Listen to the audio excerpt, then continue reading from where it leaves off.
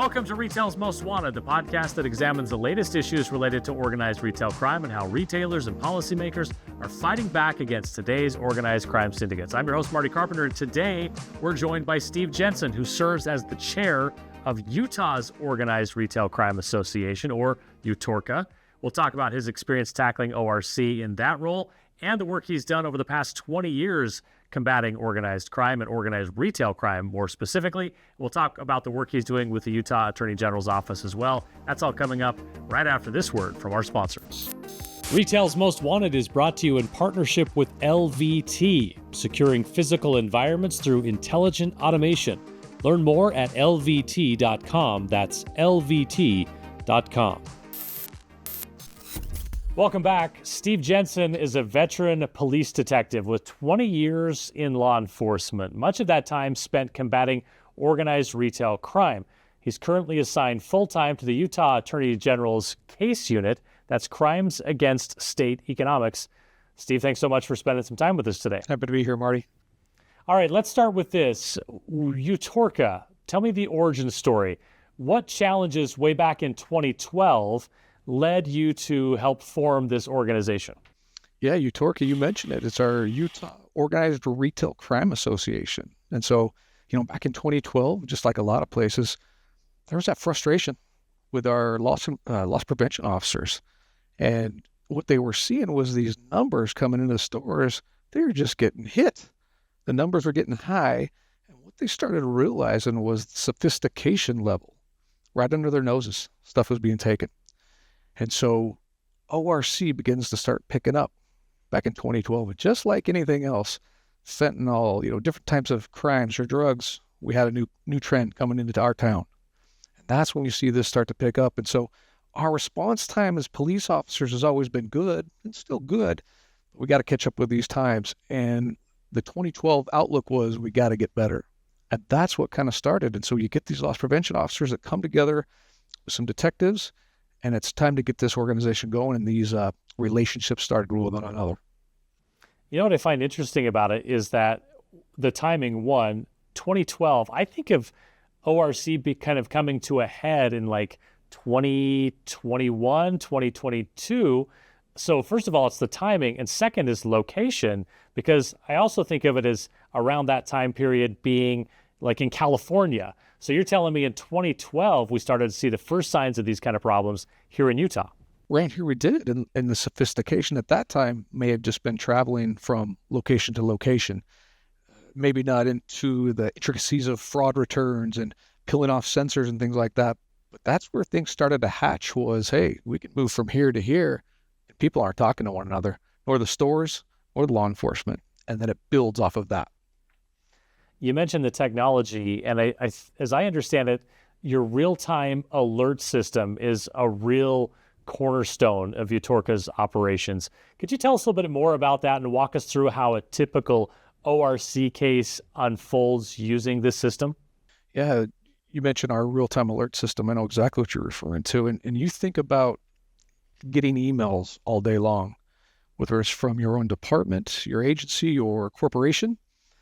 A lot of times those alerts are built into those emails. And so something might happen and you might be scratching your head going, I remember this email, but I got to dig to find it, or I got to scroll to find it.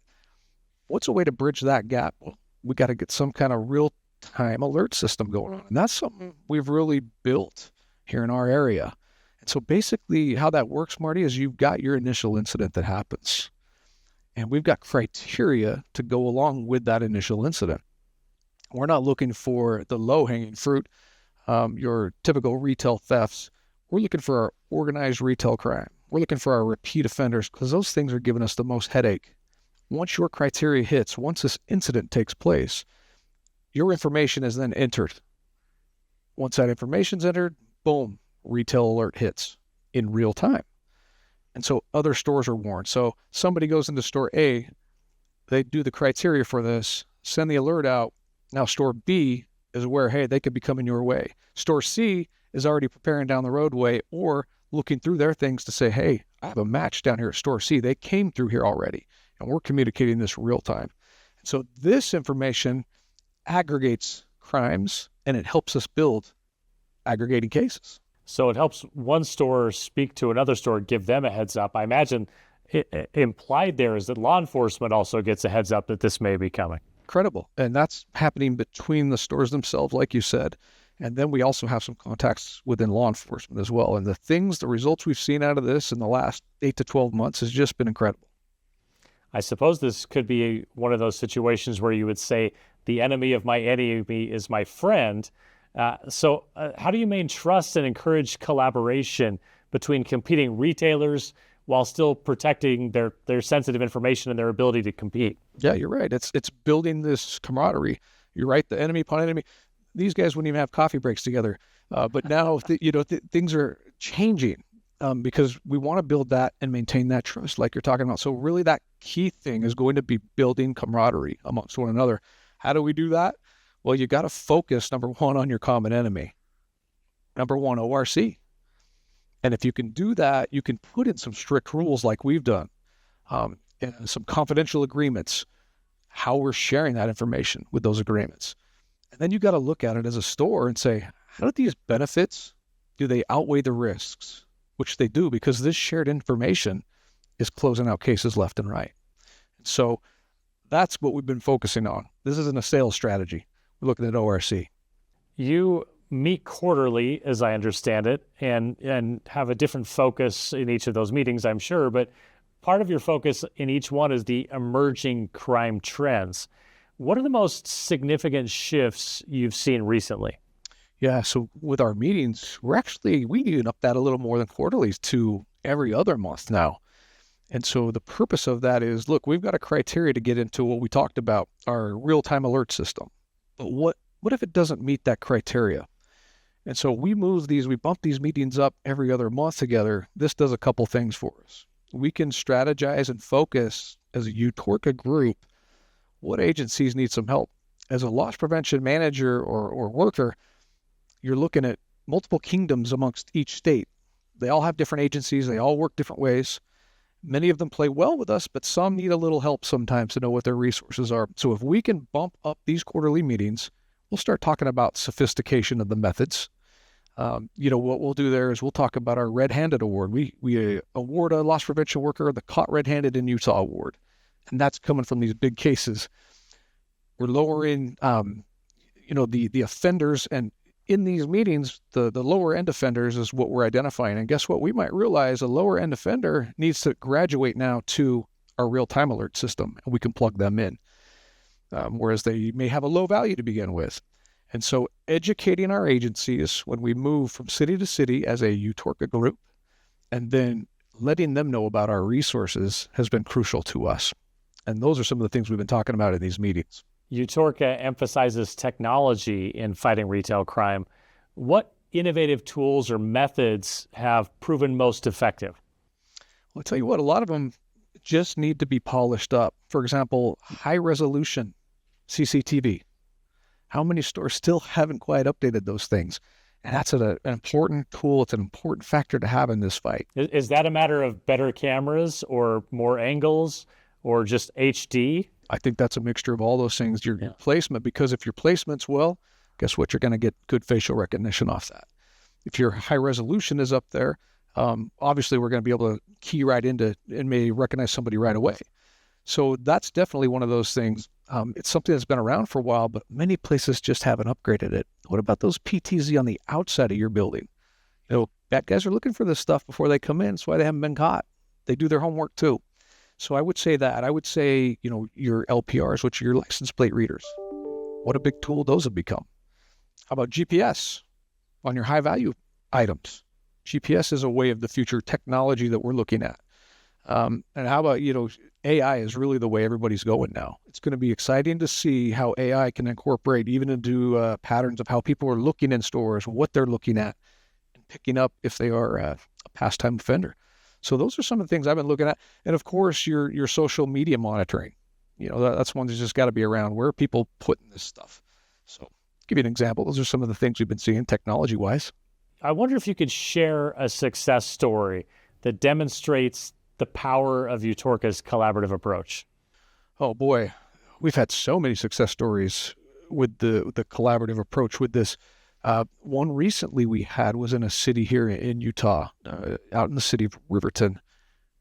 One of the officers working was dealing with the retailer Ross. The loss prevention worker had recognized a crew inside of Ross in the city of Riverton and contacted police. And because this officer was familiar with some of his resources, knowing that the Attorney General's office has a team coming out to help these kinds of ORC cases, he contacted us. Well, we arrived, and after we took everybody into custody, that just showed the cooperation between one agency to another, where we had no involvement initially, but another agency invited us in to utilize their resources. Additionally, upon this arrest, I was able to get into our real-time alert system, and TJ Maxx offered support. They sent out a representative to help us view some of this recovered property. And as he's viewing this and seeing the details of this property, he says, you know what, we're looking at a bigger investigation in California with this team. Unbeknownst to me, I contacted California, and a couple of days later, $50,000 later, a house was raided in California. So that just shows you retailers have to partner with one another. Law enforcement agencies have to partner with one another. I'll give you one more example. We had a loss prevention worker having a meeting at a hotel. Some of the workers were in town, and he was looking at the retail or our real-time bad guy alert system. As he's eating breakfast, he looks in the lobby, and he sees a Romanian travel crew that was affecting Utah all over the place. He couldn't believe his eyes. He got a hold of us, showed us some pictures of what he was taking of the lobby, and we said, yep, that's them. So we responded and made an arrest, and it closed out a lot of cases for us across the country because of them. But again, this is that collaboration coming together as one team. And when we look at it that way, not in a narrow mind, and as one collaborative movement, you're going to start seeing results. What role do national organizations like the National Retailers Federation or RILA play in supporting UTORCA's mission? Oh, great organizations, great places. I tell you what, they're advocating for your federal legislation. That's a huge partner for us, is to have the federal side of things. What about your national data collection? You know, where are we going to get the stats? Because right now, in your local agencies, this comes in as a retail theft. And so we've got to kind of look at, not everything is retail theft, so they don't know it's a problem. So these organizations are helping realize there's a bigger problem here, training and resources that they offer. And then maybe we're reinventing the wheel. Well, we don't want to do that. So places like NRF, RILA, those places really do help us out on the state level as well. Steve, thank you so much for your work fighting back against organized retail crime, and thanks for joining us today. My pleasure. Thanks, Marty, for having me. That's it for this episode of Retail's Most Wanted. Thanks to our presenting sponsor, LVT. And don't forget to hit that subscribe or follow button so you can catch each new episode. We put a new one out every 2 weeks. You can also find us on X, on LinkedIn, and on YouTube. Thanks, everyone, for being with us. And as always, keep up the good fight.